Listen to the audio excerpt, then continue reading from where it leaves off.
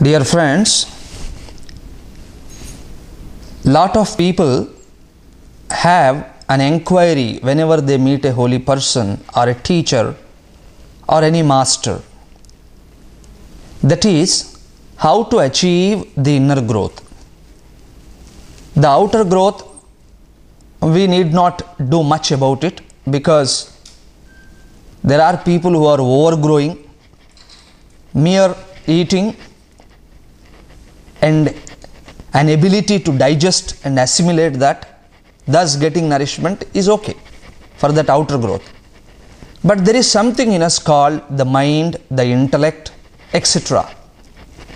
Then what is that am I to do for that growth? Because mere eating and assimilation of the food and merely living a life with these things occupying the total share will not going to yield that inner growth. For this, what am I to do? And Shastras have very clearly given all the things which are required for this. So whenever we get to see the Shastra, whenever we take refuge in Shastra, we get a very proper guidance for this achievement called inner growth. Chitta samskaraha it is called. And for this we have to put forth all our efforts. And that effort should begin with our association with the great noble people. Here the greatness is not in keeping with the greatness what people think.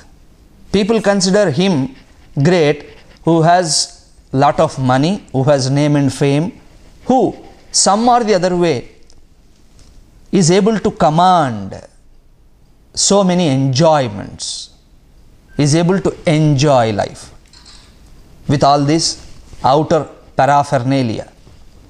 But here greatness is associated with the character. So when I use word great and noble, it is the person who has some value system. It is the person who has some respect for the life itself, not only his life but life itself. And the person who aspires for the real growth in terms of spirituality. So him I call great. And Shastras say that if you can associate with such type of people, that will enhance the growth, that will fasten the growth, that will work as a catalyst in this process of inner growth. So along with my effort, I need God's grace, number one, and my effort should begin with my association with the noble people. This is called Satsanga. Satsanga does not mean going to a place and sit down and read something and in course of time develop hatred, jealousy again there. No, that is not Satsanga. Sat means noble. Sangha means attachment, association. Association with the noble people to achieve that nobility, to surface that nobility. That's called Satsanga. And why this is considered to be the first step? Why the foremost step of spirituality? Because we have an inborn ability of forming a relationship. It is quite easy for us to enter into a relationship. We form a relationship. Even when we go in a railway compartment, there also with the people, the fellow passengers, travelers, we try to form a relationship with. Why? It is quite natural. I have that ability to form a relationship. And the relationship in which we enter and foster it will show a pronounced effect on our growth.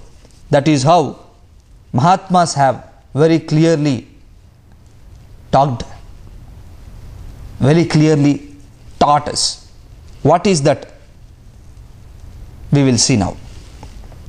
Santaptayasi samstitasya payasaha namapi nashruyate muktakarataya tadeva nalini patrasthitam jayate.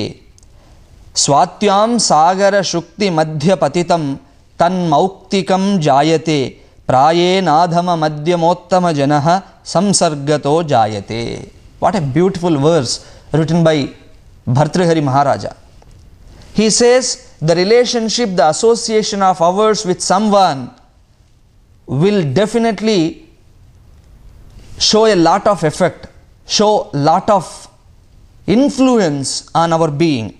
And here he takes one example of a water drop which is in association with a pan or some leaf and some shell.